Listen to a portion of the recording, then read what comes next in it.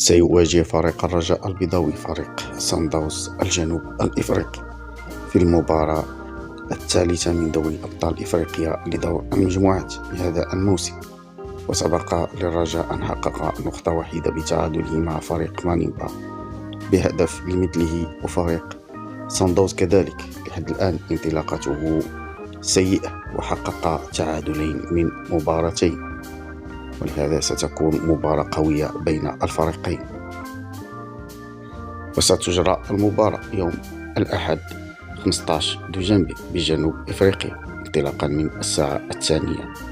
نتمنى لفريق الرجاء البيضاوي أن يحقق انتصارا مهما أو على الأقل تعادلا يبقي آماله للتأهل لربع النهائي من دوري أبطال إفريقيا لهذا الموسم.